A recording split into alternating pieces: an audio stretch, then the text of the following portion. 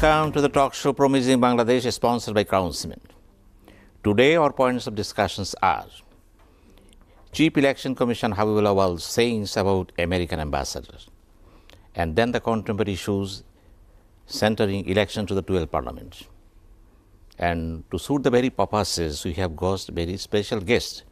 One is Mr. Touhid Hossain, former Foreign Secretary of Bangladesh. How are you? Thank you. Thank you, Mr. Sinha. Other being Ambassador Munshi Faiz. He was an ambassador to China, to many countries, and he's also a vocal political analyst. How are you, Mr. Faiz? Thank you. Fine. How are you? Fine.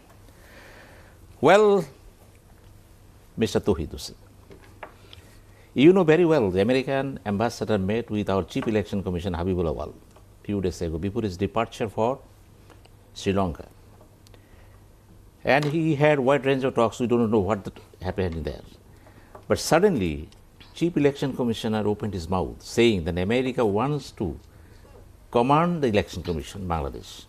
And about his saying, how to interpret this as an ambassador, as a foreign secretary? Thank you, Mr.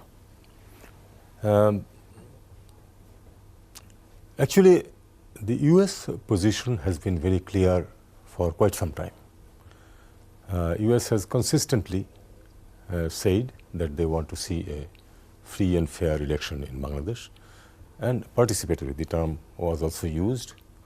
Well, you can interpret the term as per your convenience, that is a different thing, but then there is a general understanding of what participatory means.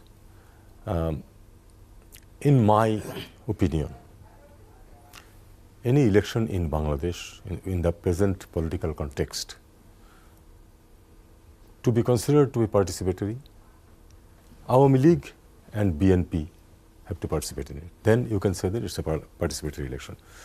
There could be 50 other parties, they hardly matter. And that way I think what the US is saying and what the Chief Election Commission is saying, it's almost the same. Their purpose is to give a free, fair and good election, and they wanted the same thing. The sentence that he mentioned about that they can influence or press upon Bangladesh many things which he cannot do in the US. Do we need to do it in the US in any context? Why the US is doing this? Definitely, US is doing it on its own, for its own interest, and they think that it is better for them to conduct bilateral relations if there is a government that comes up because of a proper election, rather than one-sided or manipulated elections. That's why they are doing this. They are doing this not for us, but the thing is that, we by and large, we also want a free and fair election. So that coincides with the ideas of both sides, and that's how it has come up. Thank you very much, Mr. Touhid. Mr. Munshi Faiz, what is your interpretation? Well, what the Chief Election Commissioner said comes across to us in different ways from different media or different people. But one of the things that I remember he had said was that the Americans, the US, they try to command us, or they come and command us, we cannot command them.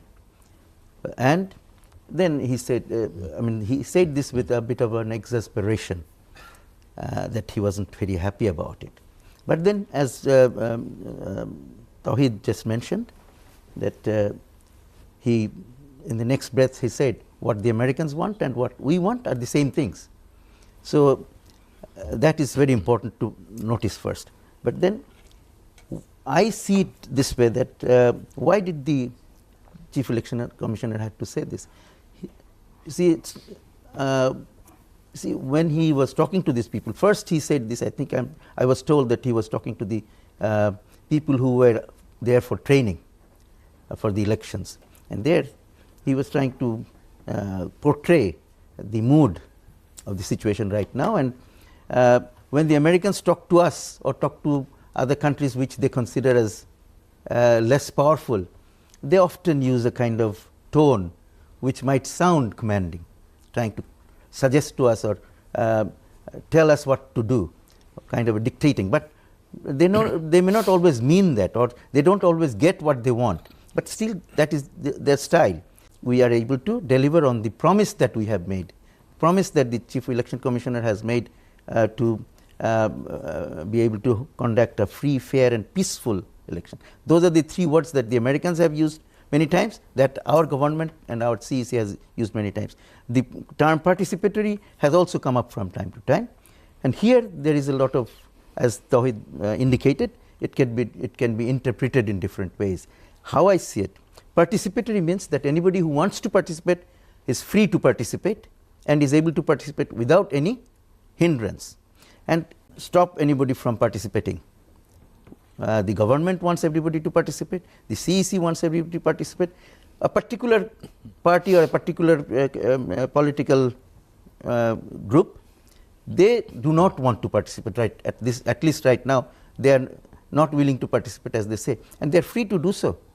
Even if they do not participate officially, legally, the election cannot be called as not participatory, so long as anybody who wants to participate is allowed to participate and is able to participate without any hindrance. Now, of course, what Touhid said is also very true, that the general perception in the public in Bangladesh is that if the two major parties, one of the two major parties, do not participate, then it becomes, to that extent, the election becomes a bit less participatory. So therefore, the people generally hope that all will participate and the people will be able to make their pronouncements, make their judgments on the candidates on the basis of participation, general participation. However, I think we should not read too much into these statements from time to time. What is important is to see that all these stakeholders that are involved, the Chief Election the Chief Election Commissioner and the Commission itself, the government, the law enforcing authorities, the political parties, the candidates, the people in general, everybody has a role to play in a good election. Thank you. And they play their role appropriately within the law. Thank you very much. Ambassador Touhid Hossain. And you know very well, there is a conference in Delhi where our Foreign Secretary went there and they had talks with the ambassadors there. And there are too many talks, criticisms in the media, in the print media, social media. But actually, being a Foreign Secretary, you know that there are few embassies in Bangladesh, in India, they're mostly accredited. So it is very difficult to call all the ambassadors here. Rather, go there and talk to them. But this thing is not clear still to the people, even to the media. Please, you explain it. Thank you. Actually, such thing has happened for the first time. That's why people are thinking, why this happened. But let me be very clear on one issue, that the Foreign Secretary, by definition, he reflects the opinion and will of the government. It is not, he is not a politician. It is not his job to say what he may feel, that is immaterial. What the government asks him to do, he will do that. I think that way what the Foreign Secretary has done is perfectly correct. That's what the government wanted him to do, and he did that. About the event itself, although it's not common, but technically there is nothing wrong in it, because we don't have many missions of the foreign countries in Bangladesh, whereas in Delhi you have, I think, about 150 or something like that embassies of different countries. It's very clear, because India is a much more important, much more powerful country, so everyone has a mission there. And there are concurrent accreditations. Some of them even may not be concurrently accredited also. That's okay.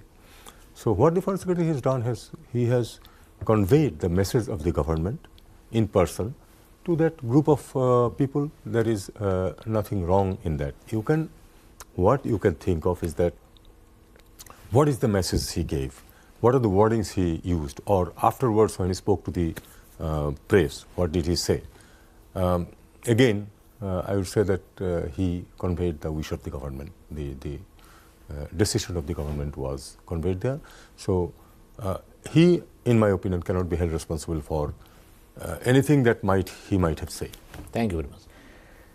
Ambassador Faiz, do you think so? Yes, I agree fully with Touhid, who was a foreign secretary himself, and when it comes from his mouth, it comes from the horse's mouth. So you cannot question that very much. And what is important is that this, the purpose of this visit was twofold, as far as I understand. It was not only just talking to the diplomatic part of the diplomatic corps who are represented from their country, who represent themselves, their countries in Bangladesh, but while staying in Delhi. So as you said, it is not easy to get all those people together here. It is much more convenient for one person to go and convey what the government wants to convey to them.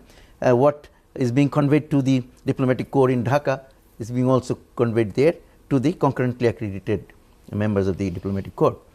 So that is perfectly all right. But I think in the process also he met the Indian Foreign Secretary. Actually, it was Foreign Office consultation. It was an additional Foreign Office consultation. Well, come to very soon. Well, there is a short break. Viewers, we are going for a short break and come to you again very soon. Please keep staying with us.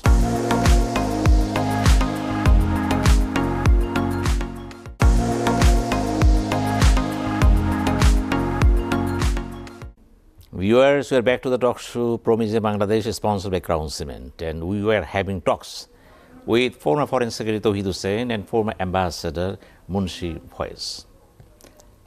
Mr. Touhid Hossain, it is in the air, also in the media also, that there is a line of disagreement between India and America on issue of election in Bangladesh to the 12th Parliament. What the issue? Incumbent Foreign Secretary of India, he told the press, we want a stable government in Bangladesh. At the same time, America says we want election free, credible and participatory. And the ultimate goal is same. There must be election free from coercion, free from malpractices, at the same time credible and participatory. But what India says, that is very significant, is still emphasizing the role of Awami League. How do you analyze all these things? Well, let us be very frank about one thing, is that any powerful country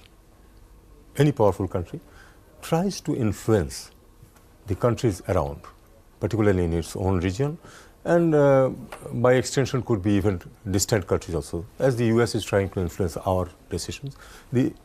India being the pivotal country of South Asian region, India does and will always try to influence events, decisions in Bangladesh. That is okay. And every country tries to promote its own interest. Very frankly, I always say this, that for India, an Awami League government in Dhaka is always they are more comfortable with. Okay? So they can want an Awami League government, yeah, which is okay. There is also the question of people often make a permutation combination of what they perceive as the immediate national interest and also the will of the people, etc., what the people actually want, or does it go in contradiction with what they are thinking. So these are certain issues, but there is one paramount fact, which is that for politicians, usually long-term comes late. First of all comes the immediate interest, and particularly the next general election, where there is, electoral process. So all these combined together make India-Bangladesh relation a very unique case. Now, there is clearly a disagreement between India and US about how to go about Bangladesh's election. I cannot decide what India will decide or do, but in my opinion, Indian definition of stability as far as Bangladesh is concerned should be slightly widened. instead of putting all its egg in one basket and thinking that it's only Awami League government that they prefer, they can prefer that. That is okay, because it's, as I said, that they are more comfortable with and convenient. But they should be a little more open-minded. About the elections, they are fine saying that no interference from outside forces. It's an internal matter of Bangladesh. They are saying this now, but they did not say it in 2014. In 2014, there is ample evidence that they did interfere in the electoral process of Bangladesh. So these are words which actually are words of convenience, to be used when it is convenient for you and to forget when it is not. And that is, I would say, in international politics, that is also normal. There is nothing unusual about that.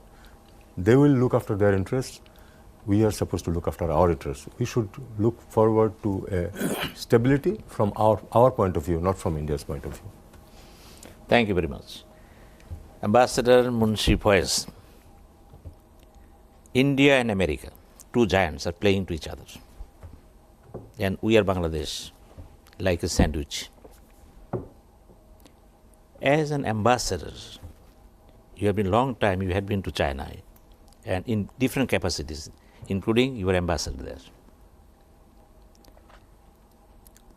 How do you explain the whole thing taking place, centering America and India, and say somebody is victorious, somebody is defeated? Is it so? Let me first point out this, that this election that we are having right now is not the only thing that our friends, near neighbors and farther neighbors, distant neighbors, are interested in. They are more interested in the wider issue of relationship in general and to some extent influence.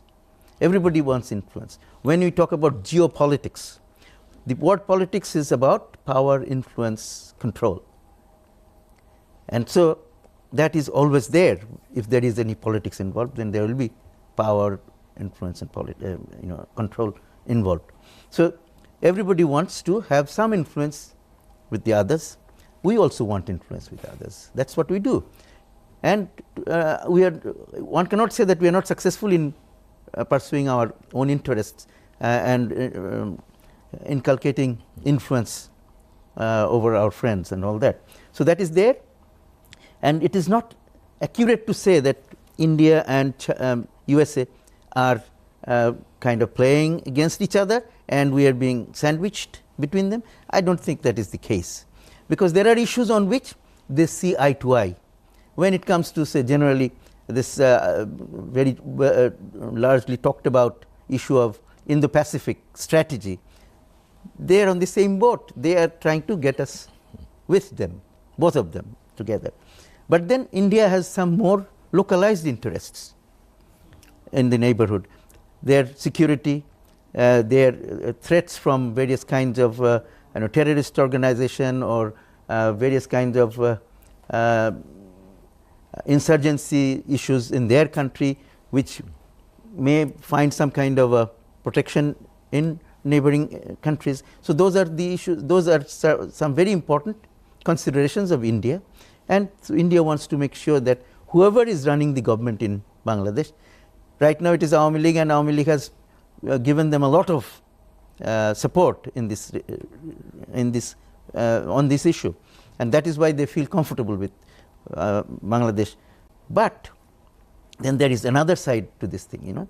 The American government or USA is represented here by an ambassador, and they have a special office in the American State Department which looks after this region, and those officials are always focused on this area, while America in general is focused on many other issues, and right now they have much bigger issues than Bangladesh's election. But this office and this embassy, they are focused on Bangladesh, and they try to show their agility, their abilities, and sometimes they do things that does not necessarily help the country where they represent, the United States. They have created problems throughout the world. Since the start of the Korean War, they have got involved in many wars, and except 1 or 2 cases, they have miserably failed in all those wars, but it doesn't matter to them, because of those wars and disturbances or whatever you call it, they can sell weapons, and the people who make the weapons, the military industrial complex, and the people who sell valuable items like fuel, oil, gas, and also maybe sometimes food, fertilizer, which is important for other countries, and they hold on to it and they can sell it at higher price when there is war and disturbance. So those are the people who benefit from these disturbances. So they have to create some disturbances in different places so that they can serve the interest of these corporate groups.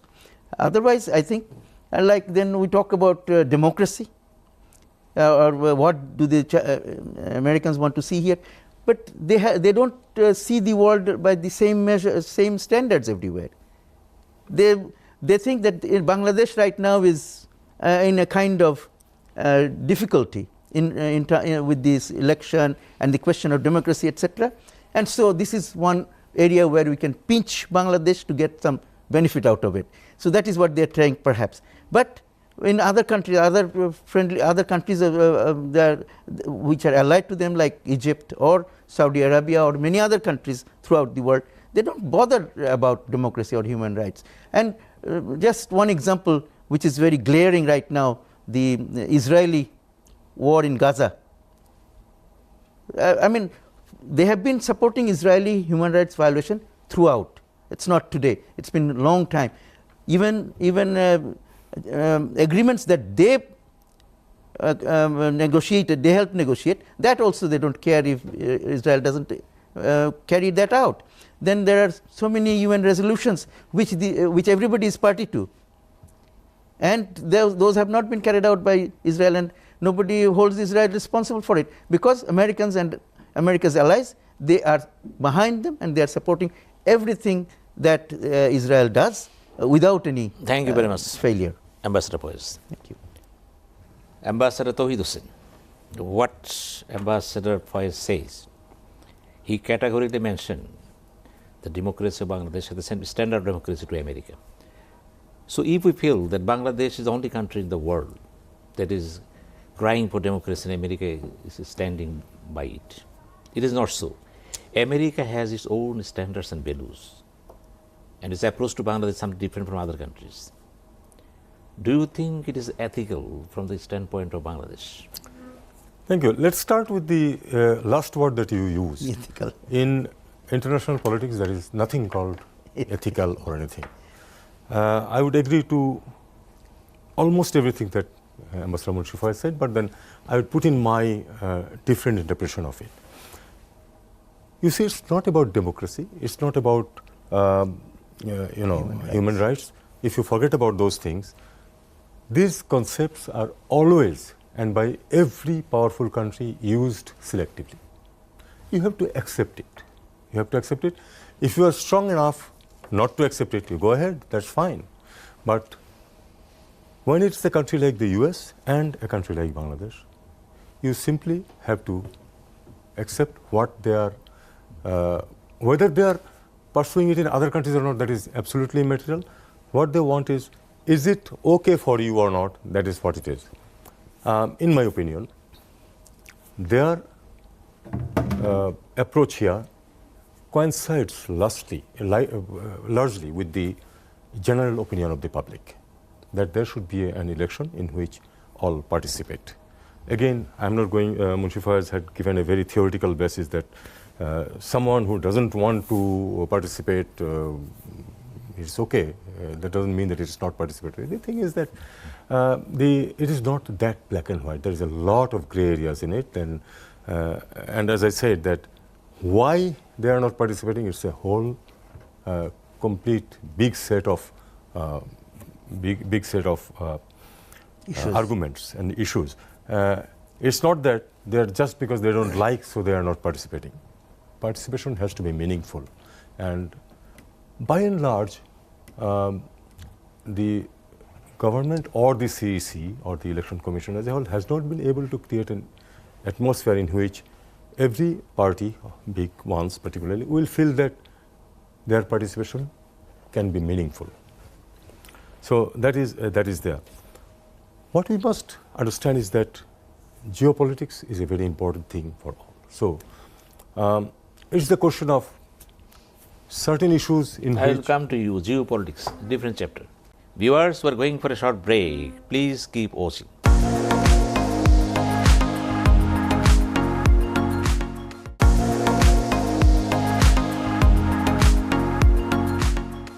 Well, we are back again. We are having talks, Promise Bangladesh, sponsored by Crown Cement. And we were having talks with Ambassador Touhid Hossain and Ambassador Mr. Faiz. And Mr. Touhid Hossain, we are having talks about the geopolitics. And geopolitics, Bangladesh is now at this moment, it's a critical stage of geopolitics. What is America says, what is China says, Russia says, India says. Many concepts, many ideas are cropping up each and every moment. As a foreign secretary, you are a veteran diplomat. Former foreign secretary, veteran diplomat. I believe foreign secretary never dies. He is a foreign secretary, whether former or not former, immaterial it is. Thing is that America assured the people in general there will be election free, fair, credible. But election is going to take place in such a manner which is very much detrimental to the hopes and aspirations of the people. And the America played it from the very beginning in favor of the people. If election takes place, its own mood and mode, then what is the reaction of America at the final stage? I don't remember that the US said that to the people of Bangladesh that elections will be held free, fair, etc. They have made their position clear to the government and the Chief Election Commissioner that they want to see a free, fair and credible election, which will also be participatory. So that is their position, the position that they have conveyed to our people, now to our government mostly. Now, how we will do it is to be seen. Now, the thing is that it appears that it is not going the way that the US had wanted. Let us be very frank. It's not going the way that the US has wanted. And they have, on a number of occasions, tried to put pressure on the government, even pronouncing certain decisions of their government, which is clearly an indication of those pressure, certain these sanctions, etc. And some sanctions have been imposed, and some sanctions there are threats of being imposed. Actually, what I am personally worried about is that it is generally agreed that if the US and its allies want, they can do harm to us. So, in my opinion, it is advisable for a country like Bangladesh to be in some sort of sync, to be in dialogue, so that there can be a convergence of opinion rather than the two ways that the government and the USA is going. And because we must remember that we have vital interests in the United States, and we have seen that when US takes a position, it usually gets the support of Europe, sometimes also Japan and Australia. And if that all happens and in some way, some harmful decision that would affect Bangladesh is taken, we will have serious difficulties. So we have to take into consideration into that. About geopolitics that we were saying, normally there should be a convergence between the US and India, because the intention of both these countries is to contain China in the affairs, particularly in the Indo-Pacific. But there are also certain aspects of India's perceived interests.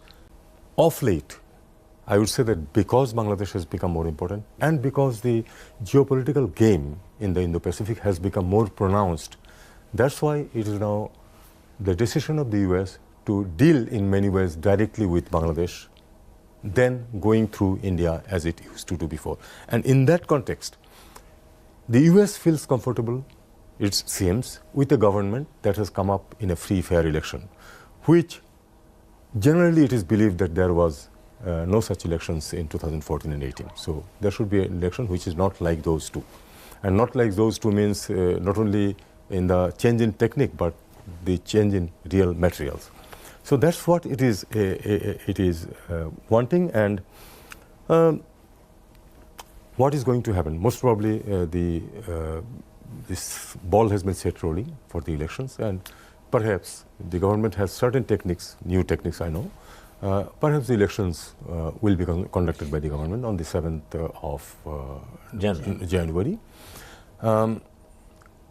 My worry is that things will not end there. I don't think the US will say, okay, what has happened is happened, let us forget about all this. This may not be the case. This may not be the case because its interest remains paramount, and those may not always be in sync with what the Indian interest is. And in that case, if they decide to do or take certain measures which will put Bangladesh into difficulty, particularly in view of the very serious economic difficulties that we are in at this moment, the general people I am saying about this, the upper class, they are okay, I know that. But the fact is that the limited income people are in real trouble making two ends meet. And in this situation, if something more harmful come up because of the unhappiness or dissatisfaction of the West in general and the US in particular, I think we'll have serious difficulties with them. Thank you very much. Ambassador Faiz. Well, if something unexpected take place in the coming days, do you foresee it? see, when you mention something unexpected taking place, you don't foresee it. You see, that's the problem. You can't foresee something unexpected. So that's what is your forecast? What I think is that, yes, there have been all kinds of bickerings here and there, but in the end, I think the government has also decided, and the ball is rolling, as Touhid just said, towards an election on 7th of January. And I hope that this will happen. It's good, it would be much better if also BNP joined, but then if it doesn't join, then it will make the election less successful to that extent. But it is also going to harm the parties that do not participate in the election, because they have not been participating in the elections appropriately for the last 15 years. And if they don't, their supporters will be frustrated. They have nothing to do then. So that is, I think, something that they must keep in mind as well. So it's not going to be a one-sided affair. But I draw your attention to the letter written by Donald Lu to all the three political parties, and categorically say there must be dialogue without any precondition. But well, till that date, no attempts are visible. No. You have to look at it more realistically. Number one, that letter was sent at a time when things were already pretty late. So it was kind of an afterthought that we said so many things in different places. There is nothing written anywhere, so let us put things down in black and white and present it to them. And they presented it to three parties. And that's why this letter is a little different from what they have done. They have said earlier. So, but then participatory, this word leaves itself to, or lends itself to interpretation. And the interpretation, we already, Touhid and I tried to interpret it in our ways, and the interpretations did not conquer. So that is also very natural, that the interpretations will differ on because of what you want to see or how you see things. So that is immaterial. I think that yes, there will be I mean, if nothing untoward happens or external forces do not interfere, then the elections will take place. And I believe that the current government and the Election Commission will make 100% efforts to make sure that the elections are more credible than the previous two elections. That they will definitely try. Whether they will be successful or not, we'll have to see when it happens. If they are successful, then this worry that certain countries might want to interfere after the elections because they are not happy, that worry might lessen to that extent. And I believe that in the end, because it is good for all the countries to continue to cooperate instead of going away from each other. Nobody really, neither the Americans would like to see us go away from them, nor we would like to see that our relations with the US is soured to such extent that our business with USA is disturbed. So that is something that we do not, definitely we do not want that to happen, and I am sure the Americans also do not want to happen, but they are trying to put pressure on us to so that we can do things more in their way, more as they want to see us. Like as we mentioned, that they don't see things in the same way, by the same standards in different countries. There was this election that was taken away from the Egyptian people, but then they supported the people who took away the elections. So it happens, you see. So it doesn't matter. The important thing is, as long as the interest of the countries remain together, we should not worry too much. But then we have to continue to be able to play deftly. The government has so far done very well in pursuing the policy of friendship with all, malice to none, very successfully, and that is why we have such good relations with all our development partners. Having said that, you must also remember the caveat that from time to time we do have issues, irritants in relations between our with our friends. That will always be there. Thank you. Mr. Touhid Hossain, concluding remarks. I wish I could be as optimistic as my friend Ambassador Munshi Faiz is. Unfortunately, I am not so optimistic. I am not so optimistic because in 2018, the now opposition, well, I consider the BNP as the opposition, not these smaller parties, had finally decided to participate in the election. The result was not good. That did not give credibility to the election. And I don't think that, as Mr. Faiz has said, that by not participating in the election, BNP is going to harm itself.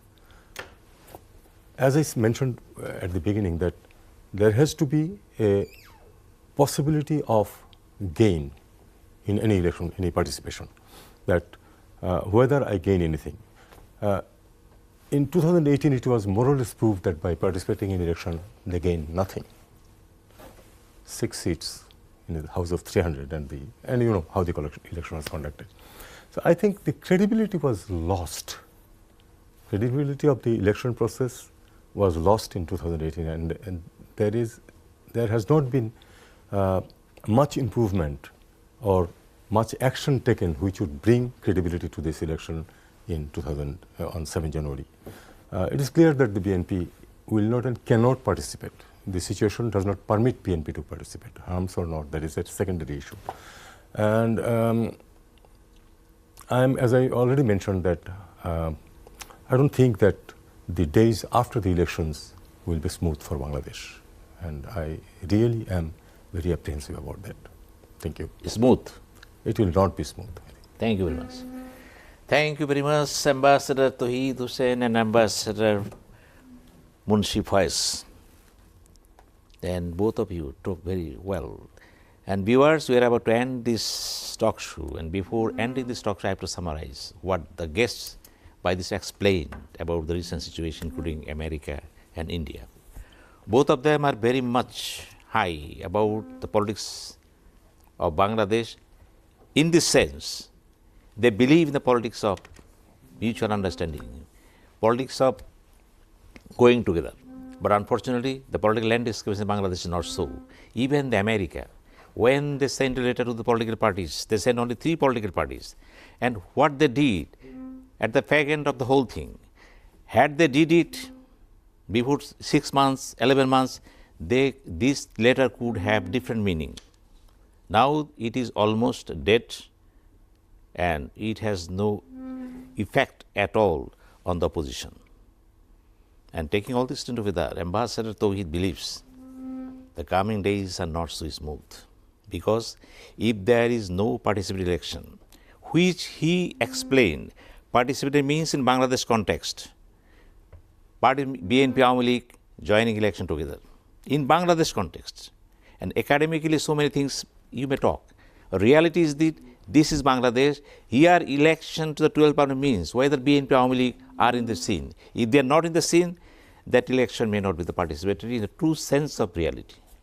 And Ambassador Faiz believe participatory means academically, yes, he is right from his own standpoint. But come to the reality, election means election with BNP Awami League Jatiyo Party. If it is not so, there are so many small parties. I say King's Party. All are bogus. They don't have any significance, any importance. Therefore, we also believe that the coming election, still there is a time. Election Commission asserting again and again, if BNP comes to election, we will reschedule this time. But that is also not the reality. Reality is that whether there is a space for BNP or not. If the space is not here, definitely we are moving towards a landscape which is not be so good for us. And thank you very much.